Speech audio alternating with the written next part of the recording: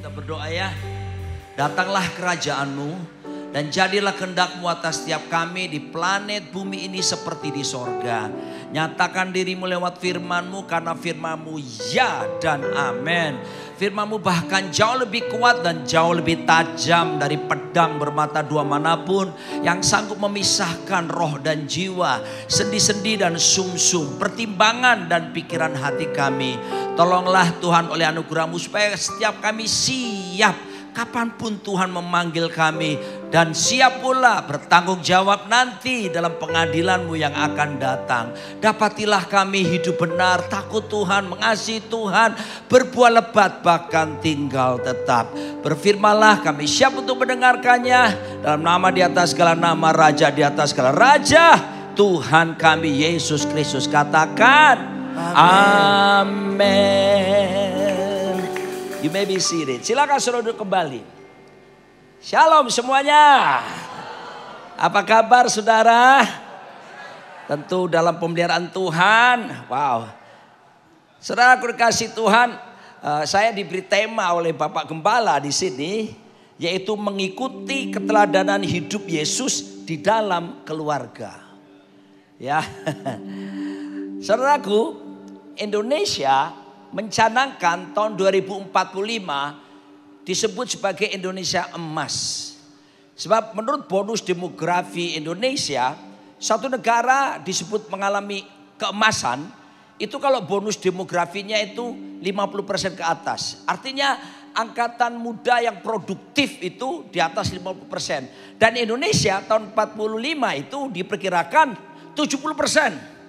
Ya, orang muda yang produktivitasnya tinggi 70%. Dan bonus demografi ini cuma sekali datang, sekali saja datangnya dalam seluruh peradaban sebuah bangsa.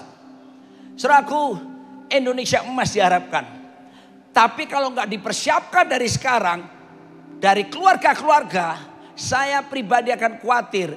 Bukan Indonesia emas, tapi Indonesia cemas, bahkan lemas. Makanya penting sekali kita mulai dari sebuah institusi yang paling kecil di rumah, yaitu sebuah keluarga. Nah, kita akan melihat, dan tema sore ini sangat bagus banget yang diberikan. Kita lihat bagaimana kehidupan Yesus di tengah keluarganya. Ya, yang pertama, kita lihat saudaraku, Tuhan Yesus itu mulai mengikuti pendidikan dari kedua orang tuanya. Kita akan mulai dari masa kecil sampai masa dewasa ya. Kita akan mulai dari Lukas pasal 2 ayat 51 sampai 52. Bisa ditayangkan. Oke. Saya akan bacakannya. Ini masa kecilnya setelah dia diajak ke bait Allah umur 12 tahun ya. Dan kita tahu persis bahwa sesudah itu orang tuanya nggak awas dan kemudian kehilangan sang putra ini, ternyata dia ada di bait Allah. Tapi kemudian ketemu dan dibawa pulang. Alkitab berkata begini, lalu ia pulang bersama-sama mereka ke Nazaret. Dan ia tetap hidup dalam asuhan mereka. Dan ibunya menyimpan semua perkara itu dalam hatinya. Dan Yesus makin bertambah besar dan makin bertambah hikmatnya dan besarnya. Dan makin dikasihi Allah oleh Allah dan manusia. Mari perhatikan di sini, dikatakan bahwa Yesus tetap hidup dalam asuhan orang tuanya. Ini perlu ditegaskan, karena sekarang ada banyak Injil-Injil yang lain beredar. Salah satunya Injil Tahuliah yang mengatakan ya ini dalam bentuk bahasa Arab, bahkan diterjemahkan bahasa Inggris sekarang. Ya, Yesus itu saudaraku dikasih Tuhan, bahkan ada penulis-penulis lain, orang Rusia, jurnalis dan sebagainya. Yesus pergi ke masa 12 tahun sampai 30 tahun. Yesus pergi kemana? Ke Tibet. Untuk apa? Belajar meditasi. Belajar ilmu pengobatan. Ya, sampai akhirnya mereka bilang, makanya Yesus pintar ngobati. Yesus rajin berdoa karena berangkat ke sana. Saudara dikasih Tuhan, ini ada-ada saja. Tidak ada bukti konkret seharusnya. Tidak ada penemuan sejarah yang bisa mendukungnya. Saudaraku, bahkan ada Injil yang Al-Tahuliah itu saudaraku, itu mengatakan yang macam-macam. Pokoknya mereka membuat cerita supaya orang tidak percaya apa yang dikerjakan oleh Yesus pada waktu itu. Begini, dikatakan Yesus dalam asuhan orang tua. Apa maksudnya? Dia menundukkan diri dalam asuhan pendidikan orang Yahudi pada umumnya. Itu yang benar, saudaraku. Apa pola pendidikannya? Pertama, orang-orang Yahudi, anak-anak Yahudi itu pertama pendidikan yang kelas setara dengan SD itu disebut dengan bar mitzvah. Ya, bar mitzvah. Ini saudaraku sekolah, tapi juga ini mulai diperkenalkan dengan firman Tuhan. Khususnya Taurat. Ya, sampai akhirnya anak-anak kecil itu datang kepada imam. Lalu kemudian saudaraku, lidah mereka dikasih tetesan madu. Tep. Dan waktu itu mereka dikasih kalimat seperti ini. Firman Tuhan jauh lebih manis dari madu. Jadi sejak kecil sudah tanamkan. Bam. Bagaimana mereka harus hidup terpaut dengan firman Tuhan. Itu bar mitzvah. Tapi kemudian masuk lebih setara dengan SMP, itu yang disebut dengan Bet Sefer. Ya, kayak usia anak-anak SMP. Lalu kemudian seperti usia SMA, itu yang disebut dengan Bet Talmud. Namanya aja Talmud. Mempelajari banyak tentang, saudaraku, kitabnya orang Yahudi Talmud itu. Ada 613 poin yang mereka pelajari. Dan sesudah itu saudaraku, ternyata ya tidak tertulis di Alkitab. Tapi Yesus itu ternyata masuk universitas. Kok saya berani berkata bahwa dia masuk universitas? Karena sesudah itu Yesus dipanggil Rabi, Rabai. Panggilan Rabi itu panggilan untuk mereka yang telah mengenyam pendidikan resmi teologi. Saudara tahu, ini usia-usia 20 sampai 30 tahun. 10 tahun Yesus belajar. 10 tahun di universitas itu hari ini sama dengan program S1, S2, S3. Jadi Yesus itu lulus Doctor of Theology, saudaraku. Kalau ada yang kuliah-kuliah sekolah-sekolah di sini, jangan pernah malas belajar dari Tuhan Yesus. Dia tuntaskan sampai selesai pendidikan dengan baik. Doktoral, man. Ya, betul. Dia betul-betul doktor teologi. Kalau sekarang kan banyak yang STH aja, sarjana teologi udah lain. STH, sarjana tinggi hati. Nanti kalau sudah MTH masih yang master teologi tapi makin tinggi hati. Begitu DTH Doctor of Theology berubah lagi. DILE tinggi hati gitu. Yesus tidak, tetap rendah hati. Di satu bukti dia belajar. Ya, itu disebut Bet Midrash. Di dalam bahasa Ibraninya sekolah setara pendidikan tinggi 10 tahun. Tolong ya perhatikan. Kalau mau masuk Indonesia emas nanti jangan malas-malas. Nanti jadinya Indonesia cemas bahkan lemas. Jangan mau disebut generasi stroberi. Tidak, kamu bukan generasi stroberi. Alkitab bilang kamulah bangsa yang terpilih, imamat rajani, bangsa kudus, umat kepunyaan Tuhan sendiri. Yang dipanggil keluar dari gelap kepada terang yang ajaib. Untuk memberitakan perbuatan Tuhan yang gagah perkasa. Amin. Tolak semua istilah strawberry generation. No. Saudara, ada generasi anak panah yang akan melesat seperti anak panah di tangan para pahlawan. Dan tidak ada satu pun yang meleset daripada sasaran. Bam! Semua tepat sasaran. Oke, itu masa kecilnya. Apa yang kita pelajari dari dia? Yang pertama, next. Dia taat dan hormat kepada otoritas. Halo, orang muda. Berbicara tentang tunduk dan taat kepada otoritas. Banyak orang gak suka sekarang ini. Tapi ini yang kita ajarkan. Mau berhasil masa depanmu? Dengar loh saudaraku. Sebab kenapa orang Yahudi banyak memenangkan hadiah-hadiah Nobel dibanding dengan yang lainnya? Saudaraku, terbesar pemenang Nobel itu orang-orang Yahudi kan? Karena apa? Mereka sudah terbiasa sudah dari kecil. Mereka menerima pendidikannya diarahkan untuk berselaras dengan firman Tuhan.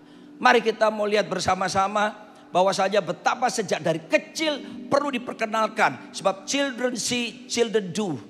Anak-anak melihat, anak-anak akan melakukannya. Saya harus katakan kepada orang tua yang hadir di sini.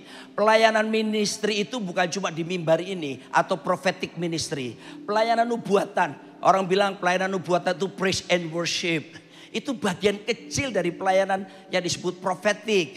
Ya, oh pelayanan profetik itu orang yang bernubuat, seorang nabi. Betul, itu masuk kategori. Tapi pelayanan profetik yang sejati dimulai dari rumah-rumah kita. Sebab anak-anak akan menirukan apa yang dilakukan oleh orang tua sejak masa kecilnya. Dan kemudian jangan heran akan tergenapi puluhan tahun kemudian ketika mereka berumah tangga. Dan mereka suka mengulangi apa yang terjadi pada waktu masa kecil. Ketika mereka melihat pola asuh yang tidak benar dari orang tua mereka. Saudaraku, belum lagi ke depan ini anak-anak muda akan bersaing dengan AI. Wow, mereka akan mengambil 83 juta angkatan kerja. 83 juta kesempatan kerja akan diambil oleh AI yang ada di depan kita. Tapi jangan takut, kita ini anak-anak Tuhan. Kalau kita mempersiapkan diri, saya beritahu saudara, AI itu kan cuma terbatas dari informasi data yang kita masukkan. Kamu lebih daripada AI. Tuhan itu tetap berurusan bukan dengan teknologi. Tuhan berurusan dengan manusia. Apalagi kita anak-anaknya. Kita tidak akan mungkin ditinggal. Tapi kita harus belajar. Lihat Yesus belajar. Yesuslah belajar. Gak ada ceritanya malas-malasan. Yang berikutnya dia taat sekali. Dia respect kepada orang tuanya. Dalam Alkitab, dalam Efesus 6 ayat 1-3. Hai anak-anak, taatilah orang tuamu di dalam Tuhan. Karena haruslah demikian. Ketaatan is not a suggestion. Ketaatan kepada orang tua itu it's command, perintah. Saudaraku dikasih Tuhan. Ya mungkin beberapa kita kurang menyukai ini. Tapi kita mesti kembali kepada kebenaran. Kalau kamu mau melihat bagaimana kita disebut sebagai generasi unggul. Yang bisa menjadi jawaban untuk masa depan. Di depan setiap kita. Hormatilah ayahmu dan ibumu. Ini adalah suatu perintah yang penting. Perhatikan. Perintah saja udah luar biasa. Ditambah penting lagi. Betapa ditekankannya tentang belajar taat dan hormat kepada otoritas. Seperti yang nyata dari janji ini. Kalau anak-anak muda di sini perhatikan. Kamu hormat kepada orang tuamu. Ada 2 janji yang Tuhan sediakan. Dan janji itu berkata yang pertama. Kamu akan berbahagia. Yang kedua, panjang umurmu. Di mana? Di bumi ini. Mari kita perhatikan. Ada orang saudaraku dikasih Tuhan. Bahagia, tapi tidak umur panjang. Ada orang yang umurnya panjang tapi nggak bahagia. Saya rasa tidak enak ya. Yang lebih enak gimana? Udah bahagia kemudian umurnya panjang. Dan ini disediakan ketika kita mengambil ketaatan kepada otoritas yang ada di atas kita. Nah sekarang konteksnya Yesus bagaimana? Benar. Di dalam Alkitab, Yesus dalam Yohanes 5 ayat 19 di sana katakan, maka Yesus menjawab mereka katanya, aku berkata kepadamu sesungguhnya anak tidak dapat mengerjakan sesuatu dari dirinya sendiri jikalau ia tidak melihat Bapa mengerjakannya. Sebab apa yang dikerjakan Bapa itu juga yang dikerjakan oleh anak. Orang-orang muda yang hadir di sini dengar, bagaimana kamu bisa berhasil? Ini kuncinya. Yesus itu selalu terhubung sama Bapaknya. Kalau pengen berhasil dalam hidupmu dalam seluruh area kehidupanmu, ini kunci pertamanya. Ku terhubung denganmu, selalu melekat di hatimu. Firman-Mu itulah dasar hidupku yang berdaulat atasku. Terhubunglah senantiasa. Dan ini yang dikerjakan oleh Tuhan Yesus. Bahkan dibilang aku ini gak bisa buat apa-apa kalau tidak melihat Bapa. Satu kali Yesus diperhadapkan dengan pertanyaan yang menjebak. Seorang wanita ketangkap basah berbuat zina. Bahasa Inggrisnya lebih bagus. Tertangkap dalam keadaan basah. Dan disyaratnya wanita ini ke depan Yesus. Lalu mereka berkata, Guru, menurut hukum Musa, kalau ada orang berbuat zina harus dilempari batu sampai mati. Apa jawabanmu? Dengar. Ya, saya gemes baca ayat itu. Kenapa? Kalau orang berzina itu minimal berapa orang? 2 ya. Kok kenapa yang perempuannya aja diseret? Lakinya kemana? Nggak ada. Terus dulu, ketika penggerbekan terjadi, lompatlah prianya. Dengan ilmu ginkang yang didapat dari negeri Tiongkok. Dia lompat dari, sana tidak ada genteng ya. Soto rumah ke soto rumah. Tidak ada tuh. Saya curiga. Imamnya nangkep itu juga langganannya. Dia mau cuci tangan. Saudaraku, Waktu ditanya seperti itu, Yesus gak langsung jawab. Yesus kemudian menundukkan badannya dan menulis di tanah. Ada beberapa penafsir. Ahli-ahli teologi mengatakannya, pertama, dia nulis, mencatat dosa-dosa mereka di sana. Saudaraku, tapi buat saya, tapi ada juga yang nakal, bilang begini. Dia menggambar cantiknya cewek itu. Enggak ya, yang kedua tidak ya. Tapi buat saya renungkan, kira-kira apa ya? Dia buat menanyakan sama bapaknya. Bapak, aku jawab apa sama mereka ya? Lalu bapak berkata, jawablah seperti ini. Dia bangkit berdiri. Jikalau ada di antara kalian yang tidak pernah berbuat dosa sekalipun, silakan lempar batu wanita ini pertama kali. Apa yang terjadi? Alkitab bilang, mulai dari yang paling tua mundur. Sampai kemudian tinggal Yesus dan perempuan ini. Kenapa yang paling tua mundur duluan? Paling banyak bikin dosa. Sadar saudara. Kalau saudaraku, dia selalu terhubung dengan bapaknya. Anak-anak muda, belajarlah kita untuk hormati, respect kepada orang tuamu. Mungkin orang tuamu pendidikannya rendah dan kamu pendidikan tinggi. Mungkin keadaan orang tuamu tidak seperti yang kamu harapkan dibandingkan dengan orang tua teman-temanmu yang lain. Tapi apapun yang terjadi tentang orang tuamu, hormati dia. Kamu tidak ada hari ini tanpa mereka. Dalam dunia pelayanan generasi, generation ministry, ada 3 dosa generasi yang harus diwaspadai. Yang pertama, ketika anak-anak muda, 1, tidak menghormati generasi di atasnya. Dan merasa dia adalah paling hebat, padahal Anda produk daripada generasi yang sebelumnya. Hati-hati, tidak menghormati generasi, ini dosa generasi. Dan ini dosa serius. Yang kedua adalah tidak melayani generasinya. Hidup egois dan tidak punya hati bagi orang lain. Yang ketiga juga tidak kalah seriusnya dosa generasi. Tidak mempersiapkan generasi yang selanjutnya. Ini kelemahan yang terjadi di banyak organisasi termasuk partai-partai politik gede di negara kita. Lihat aja ketua-ketuanya. Ada yang sudah menduduki berpuluh-puluh tahun tidak mau turun-turun. Mari saya mau katakan kepada setiap kata saudara. Kita mesti siapkan the next generation. Ya, orang-orang tua di sini, mari taruh hatimu, pikiranmu, semuanya. Investasikan yang terbaik buat anak-anakmu. Karena kita mau agar supaya generasi sesudah kita jauh lebih baik dari generasi kita. Yang percaya berkata, tapi buat generasi sekarang, hormatilah orang tuamu. Umur panjang, bahagia. Mau apa lagi dang? Orang Manado bilang, mau apa lagi nah? Oh dodo Yang kedua, apa yang dilakukan saudaraku oleh Yesus? Yang kedua, ini dia. Dia kerja tuh. Dia bertanggung jawab. Dia menghidupi keluarganya. Rentang usia 12 sampai 30 tahun, enggak tahu persisnya kapan, bapaknya meninggal si Yusuf. Karena enggak dikisahkan lagi. Lalu apa yang terjadi? Adat Yahudi, perhatikan ya.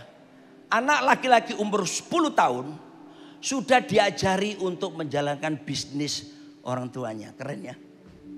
Kita seringkali lihat orang Tionghoa, ya nanti tunggu kuliah diajarin. Orang Yahudi enggak, umur 10 tahun.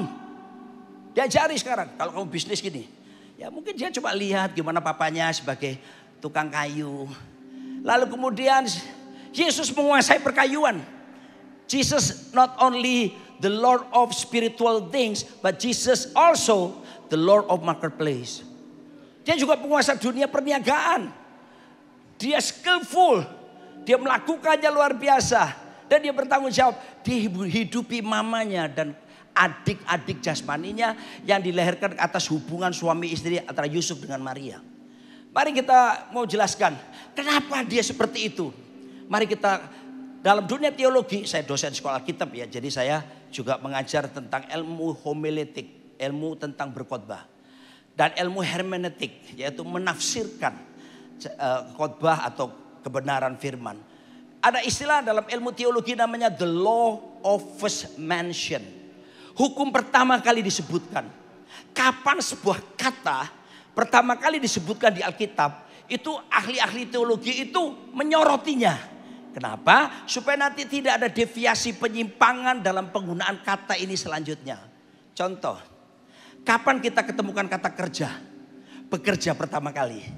Yaitu yang diperintahkan kepada manusia loh ya.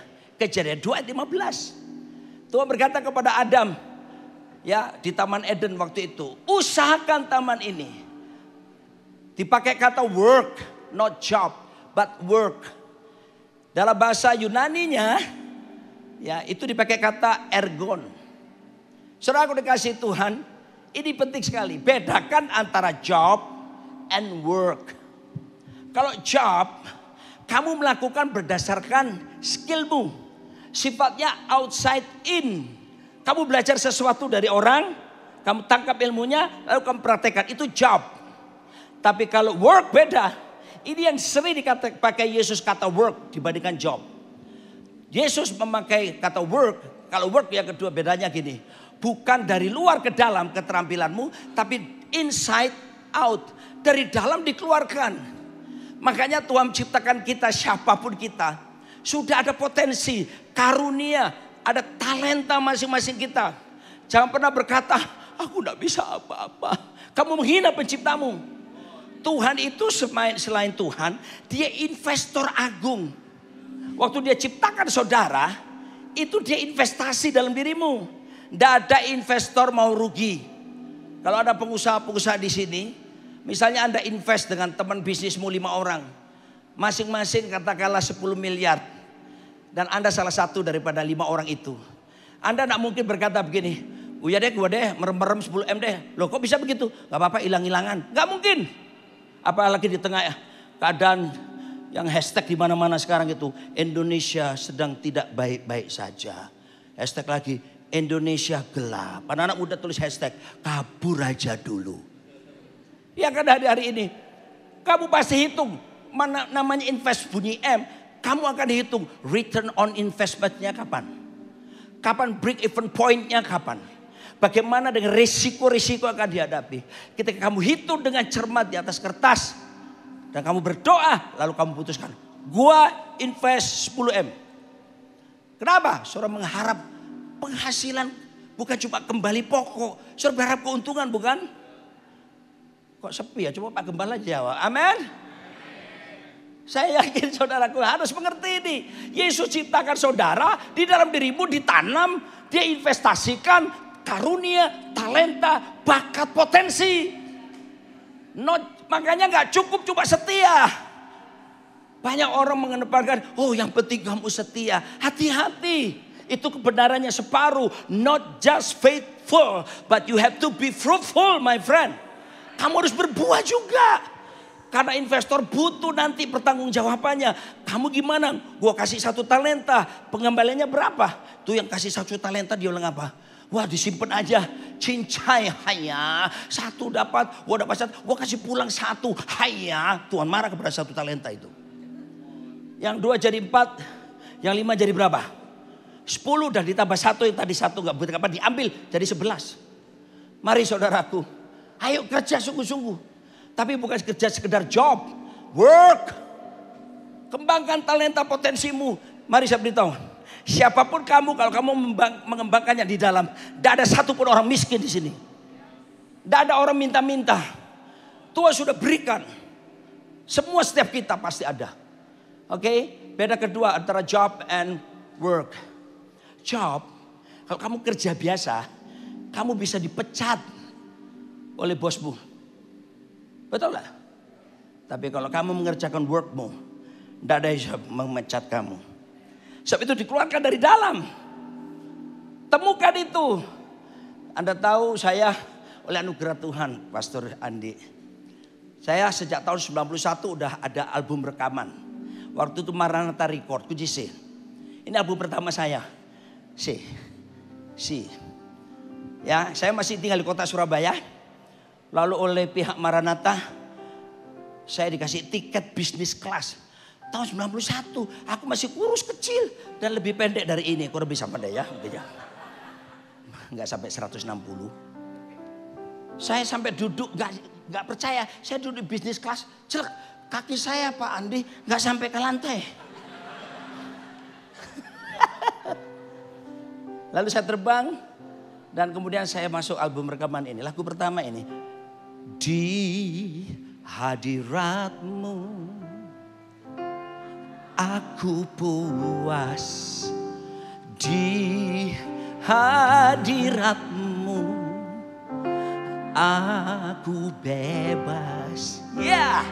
Udah tahu semua. Hadirat-Mu ada Nyanyi aja. kehidupanku. Amin. Penyataan kuasa kekuatan-Mu. Oh, di hadirat-Mu ku datang, persembahkan lagu di hadapan Rajaku. Dan hampir tiap tahun waktu itu diizinkan ada album rohani. Ya, wow, salah satunya kunci G.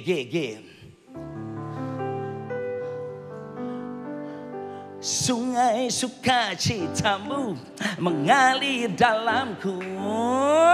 Yes. Oke. Terus lagi pas 50 tahun Indonesia merdeka, ku punya visi untuk bangsa ini. Ku punya mimpi untuk negeriku. Berikutnya lagi, Bapa, oh, Engkau. Berikutnya lagi, datanglah ke baitnya dengan hati bersyukur. Berikutnya lagi, seperti rusa yang haus rindu. Tahun 99 Bali Blessing, sukacita penuaian di Bali waktu itu. Itu yang bikin masalah dulu tuh. Pasti udah dengar more, I want more. Gara-gara lagu ini saya dicekal, nggak boleh ke Jakarta. Kalau pengen tahu tanya Pastor Andi caranya.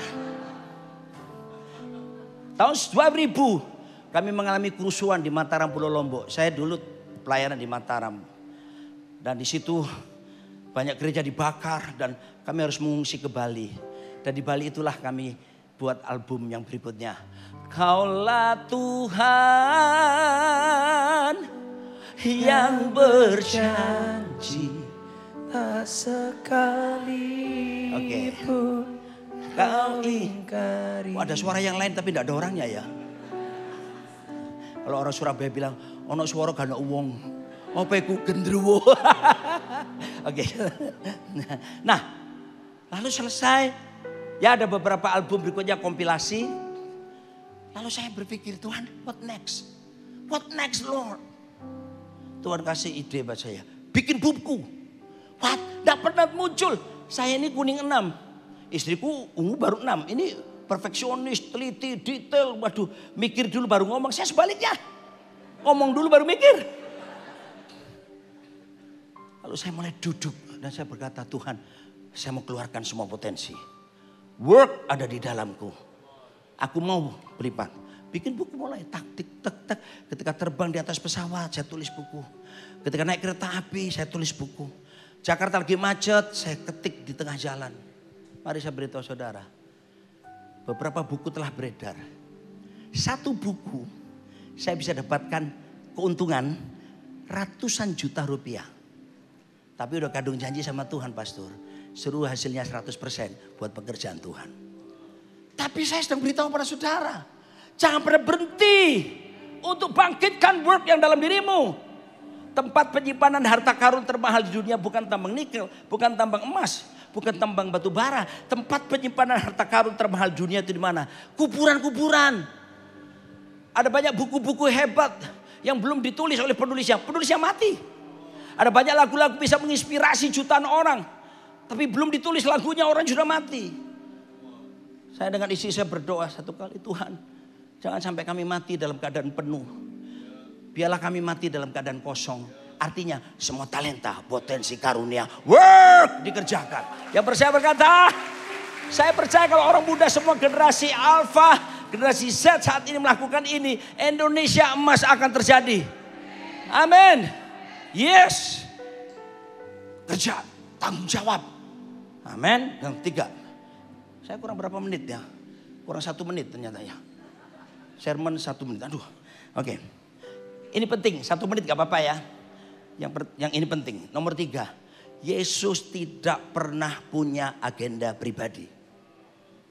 Tolong perhatikan. Yesus tak punya agenda pribadi, bahkan agenda tersembunyi gak ada. Agendanya cuma satu, JA. Lagunya Pak Williar. Yohanes 4 ayat 34 berkata, makananku,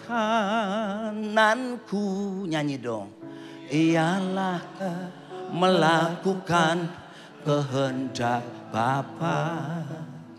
Makananku ialah menyelesaikan pekerjaannya.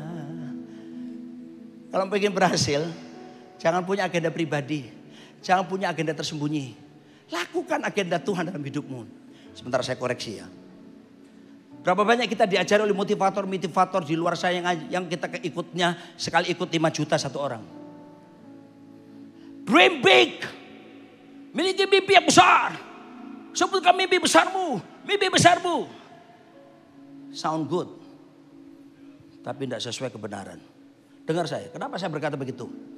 Yang benar bukan kita mewujudkan mimpi kita. Kita harus mewujudkan mimpi Tuhan buat kita. Bukan mimpimu. Karena kamu bertobat. Hidupku bukannya aku lagi. There is no private ownership in the kingdom of God. Semua sudah milik Tuhan. Sepi ya. Tidak ada tanggapan. Ini kayaknya mencekam ini. Hei. Bukan mimpimu. Berdoa begini, Tuhan, nyatakan mimpimu buat aku. Dan izinkan aku bisa melaksanakan mimpimu dalam hidupku. Halo. Bukankah kita hidup untuk Tuhan? Paulus berkata kita hidup bergerak di dalam Tuhan. Semua eksistensi kita, tujuan hidup kita. Kenapa kamu kerja? Kenapa kamu pelayanan? Kenapa kamu sekolah? Hei, tujuannya untuk apa? Untuk Tuhan. Kata bekerja, saya belum jelaskan tadi, the law of first mention tadi ya. Kata kerja pertama kali muncul itu bahasa Ibraninya abad.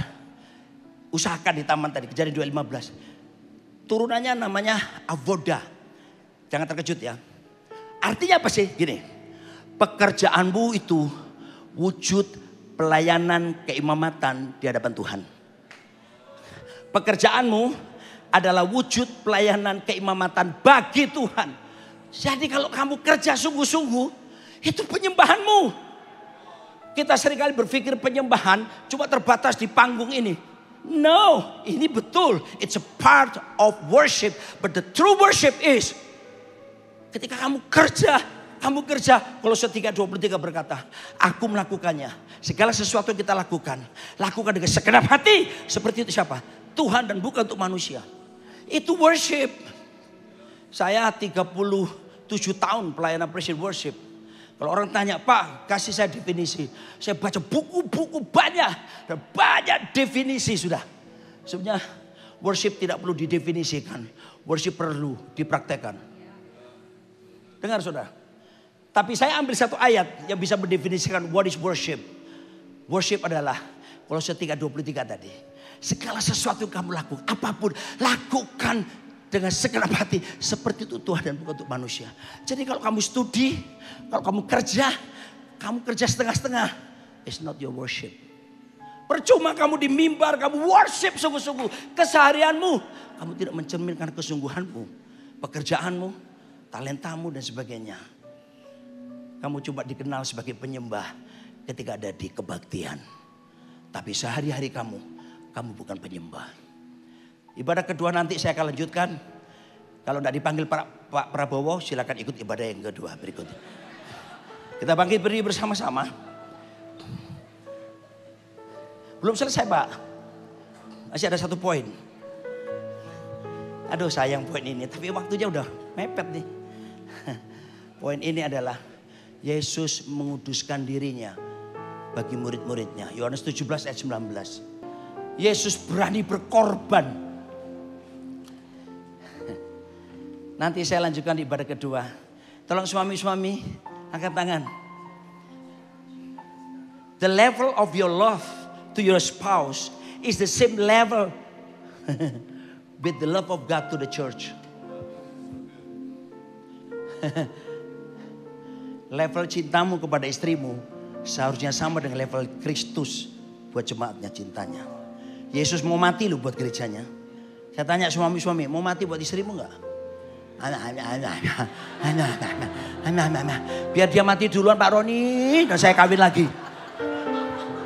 Ibadah berikutnya saya akan singgung ini. Mandikan, Yesus memandikan jemaat dengan air dan firman. Mandikan istrimu dengan kata-kata pujianmu.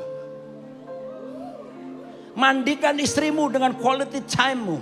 Mandikan istrimu dengan pemberian-pemberian. Mandikan istrimu dengan tindakan membantu melayani dia. Termasuk di tempat tidur. Jangan cuma kamu yang minta dilayani. Kamu pun harus melayani istrimu. Dan yang terakhir, mandikan dia dengan physical touch. Sentuhan fisikmu. Rangkul istrimu. Belai rambutnya di depan anak-anakmu. Saya tutup dari statement ini. Oke, Pastor, you can kamu boleh naik. Gini. Pemberian terbaik. Ini sengaja dipilih yang kecil-kecil atau gimana? Kok sama?